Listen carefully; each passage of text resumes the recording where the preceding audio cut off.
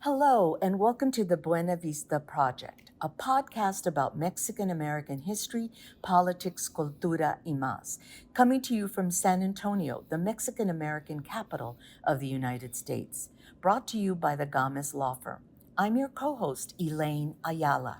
And I'm your co host, Michael Quintanilla. This podcast on San Antonio's and South Texas's first Arboretum isn't coming to you from inside a studio, but from the great outdoors and the beginnings of Arboretum San Antonio, a 200-acre tree museum, which is what an arboretum is. We traveled to the city's southeast side, where a former golf course and additional parcels of land will connect with the citywide trail system and the Salado Creek. When opened in late 2027 or early 2028, it will become a public nature preserve that will remain free to all. It's the first of its kind in several ways. First, it was the vision of a favorite son of San Antonio and a Mexican American leader with a national profile. Former San Antonio Mayor and U.S. Housing Secretary Henry Cisneros envisioned a cultural institution where, from the very beginning, would welcome all people, no matter their color or creed, no matter the size of their pocketbooks. CEO Adriana Quiñones last year said, "I love that this is being constructed under the lens of equity. That's a big deal." Eso! This is yet another reason we call San Antonio the Mexican American capital of the United States, because it's where a Latino led philanthropic dream was born.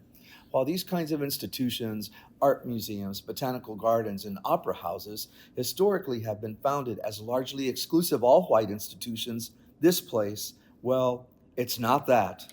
We met up with Adriana Quiñones on a cold, windy day in early November 2025, and we got in a golf cart that took us around the site to get a glimpse of an arboretum in its infancy, but already quite grand. We hope you enjoy the clips and the talk.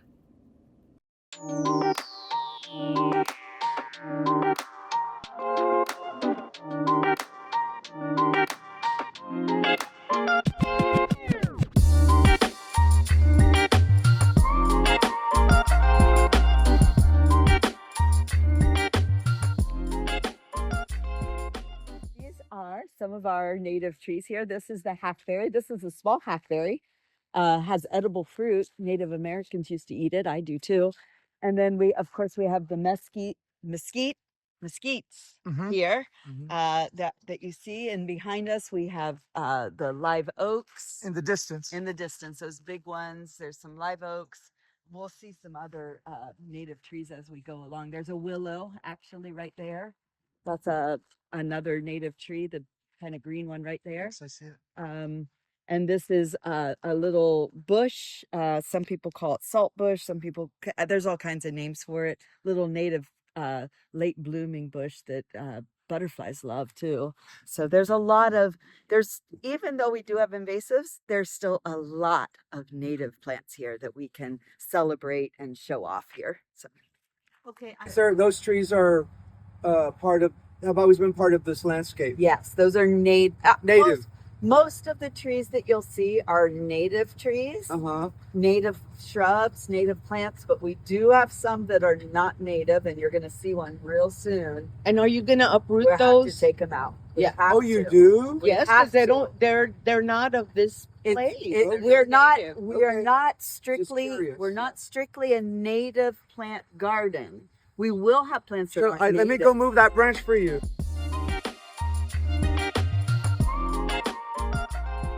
Now the cold, just this one day of cold, has caused them all to drop their leaves, turn down to drop their leaves. In one You day. feel that fruit. Yeah, It's yeah. beautiful. It's What beautiful. what is that? That is called a China berry, and it is the most invasive tree we have out Oh, we're here. gonna take it out. We're taking them all out. How and many? do you there's a think? lot of them. And did they come here because somebody decided to put them out? They're all over San Antonio because that's that's it. They were dropped by the birds, as my mom would always That's say. exactly that's it. So Really? Oh, those Yeah. There those goes. birds. But they assholes. got here because it is a beautiful tree. Yeah. When it's blooming, Yeah. purple, fragrant flowers, beautiful purple, fragrant flowers. It grows. Everything else is stressed from the heat. These Yeah. things were still bright green. They tolerate the drought, but they're so invasive. They spread and they block out other. What do you do native with the species. downed trees? Well, we haven't decided here yet because we really haven't done a whole lot. We've just kind It's of good pushed them out. firewood. We can make firewood, and at some point I'll show you one of our partners who makes children's play equipment out of them. Oh, lovely. That's We wonderful. we have hopes. I've worked in other gardens in the past to work with like wood turners and things like that to make things that we can sell in the gift shop made out of the down trees. Oh yeah.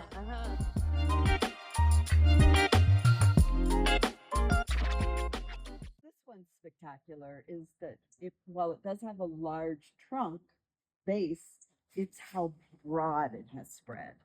And that's because of being close to the Salado Creek. Its crown is very, very wide.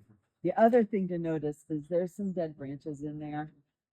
When this area flooded, the flood waters came up to like right where the branches start splitting up there. So this whole area was underwater. The water came all the way up to the top of this here. But these trees have survived all of this and thrived, and they're just beautiful. This one I just really love because I love the canopy, how big it spreads. And you've given it a special name, right? The hero tree.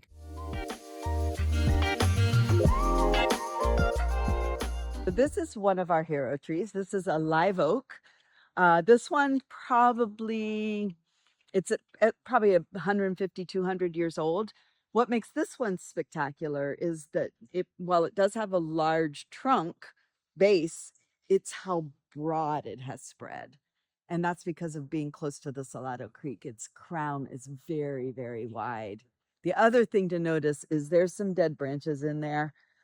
When this area flooded, the flood waters came up to like right where the branches start splitting up there. So this whole area was underwater. The water came all the way up to the top of this here. But these trees have survived all of this and thrived, and they're just beautiful. This one I just really love because I love the canopy, how big it spreads. And you've given it a special name, right? The hero tree. The hero tree. Why hero? Well, I like to say it's a hero because it managed to survive all this development and still be alive. And that is a hero. But your oldest hero tree is We call all of our oldest trees and the largest trees for those species, we call them the hero trees. That's what makes it a hero. Is that kind of a word that We just made it up. Oh, you made it up. We made it up. We thought it was a good word to describe Uh-huh. those beautiful old trees. And some of them, we think anywhere from 250 to 300-year old. So there's quite a few Wow. old ones. 300, as old as San Antonio. As old as San Antonio. Yeah.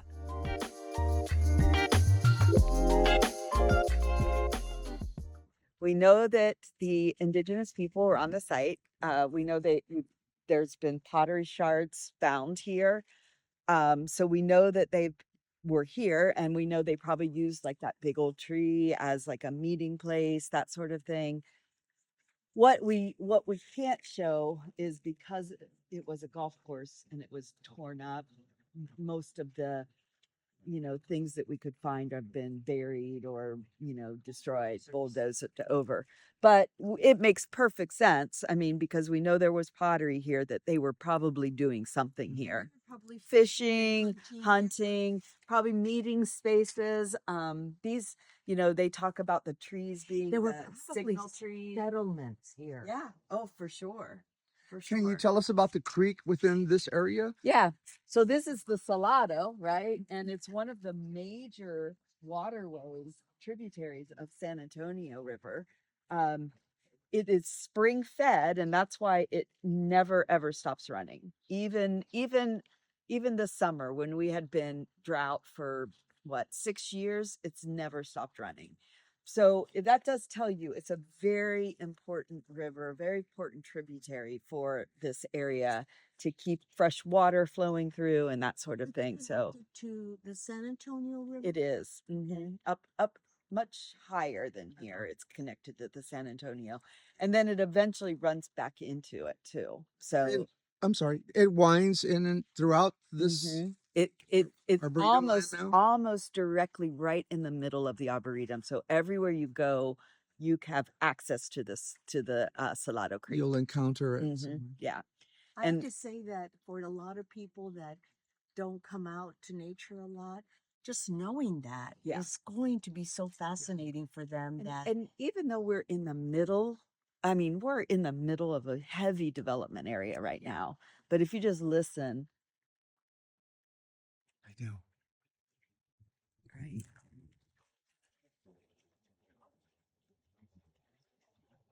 I say, you can try to hear the road and you will hear the road. But if you try to hear the nature, you won't hear the road. You're so right. I didn't hear the traffic over there. Until I said something, Until right? you said it. Exactly. That's what I mean. I'm gonna Now we're going to cross the Salado. You can see when the water came up, stuff gets stuck in here. The other thing that happens is these tires aren't done. These tires have floated down the river when it flooded, and then when it recedes, they just get stuck here. Yeah, they're all over, and we're constantly trying to pick them up. So we're working for the water. we're working with the city to try to figure out how can we stop the trash.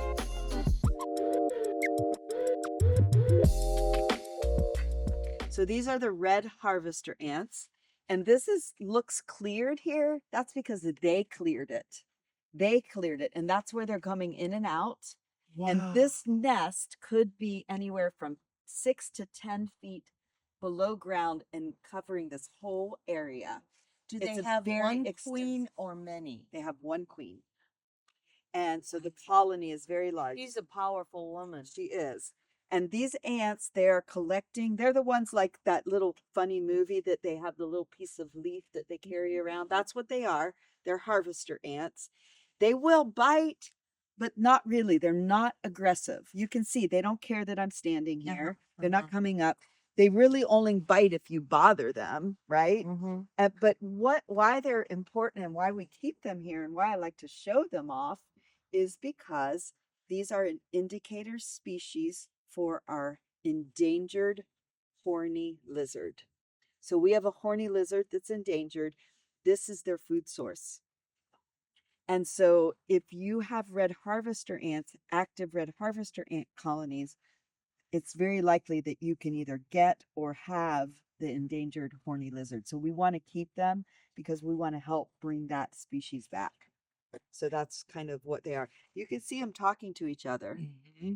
They come up to each other and they touch, and that's they're sharing pheromones. That's how they communicate with scent.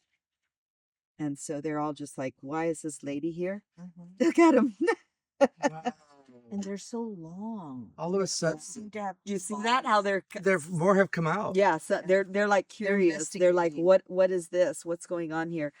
You're in our path. Mm-hmm. So they're like very confused. There were so many coming out of right Mhm. there. So they have a little tunnel somewhere. They have, and it looks like a tree falling upside down.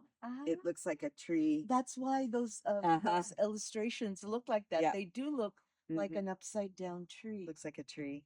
So Nature the is reason we know how phenomenal. big they are is because there was an artist who actually did that. He found one of the nests and he filled it with melted aluminum so that it filled all the tunnels, and then dug it up and dusted it off, and you could see the whole structure of the nest, and it was 10 or 12 feet deep, some ridiculous amount.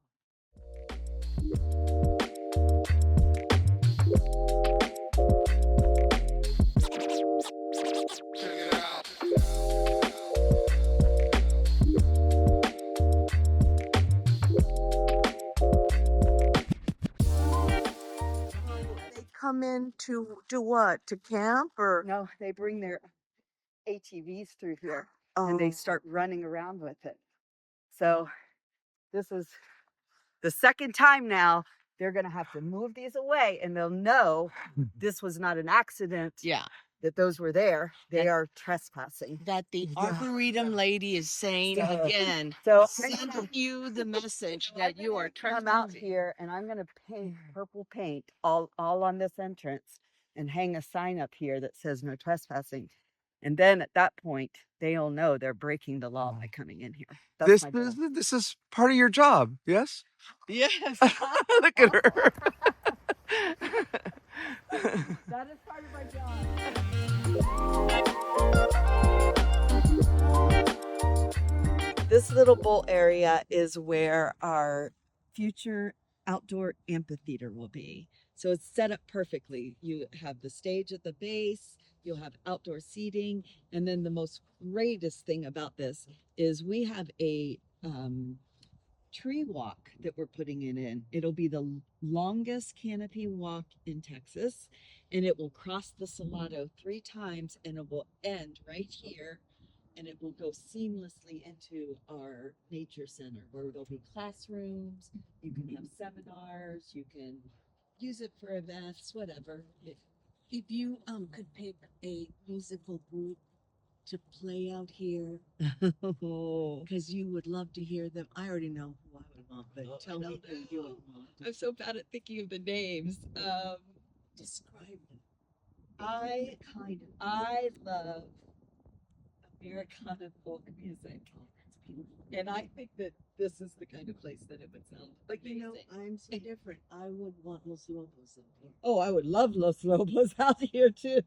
And I'm gonna put it out there and to And the universe. yeah, the and universe. see, Los Lobos. por favor, come. Yeah. Right, Michael? Yeah, could we add Diana Ross also? Yes. As long as we're okay. As long as we're This is the wetland area. It's naturally already a wetland. You can kind of see the low area in there. When it rains, I've seen some beautiful birds in here. We're right on the. This is a big old crack. Yeah, so that's what I said. Michael, here you can really see the crack here on this side. It's really bad. Oh yeah. Uh, That's okay. I've done it many times, so I know where all the. Will these stay? That's how they grow. They Uh-huh. grow along the love ground. them. I love them. I love They're them. native, right? They're okay. Yep. Yeah. Those are the yuccas. So I love yuccas. But this little tree. This little grass is coming back in. Yeah, which is fun. Yeah. Well, it looked good at the end. Yeah, that's all it took. It was Completely dry before. Is this one down or is it? So it's still alive. Uh-huh. And that's why I leave them here, because I think they're trying to go I under. know. This is the time that mariposas, the monarch butterfly, is in the area and headed south from Canada. Yep. So when does it get here? When do you expect that they might be hovering around what's the acreage? They actually have already been here. Yeah, we've seen them. We've seen them around. We've seen them come through here. I don't know, just in the last few weeks. They're still coming through, actually. There's still many of them around. We've actually, one of our contractors recorded a video of them roosting in some of the trees. And just the other day, we actually did a what we call a bio blitz for all the butterflies, not just the monarchs, but and we were able to see, I don't know, like 20 different species of butterflies out here. I mean, just so many. And they actually did an evening one where we looked for the moths. So we have moths.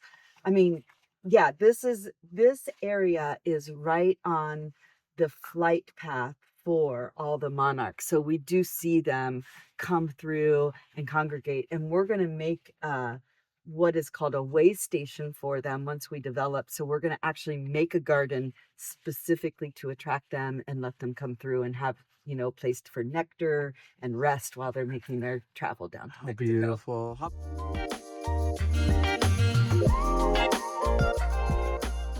So we will be a sustainable arboretum, meaning that we will use the least toxic way to control any kind of pest or diseases, and always try to do it in a way that is, you know, helpful to the environment.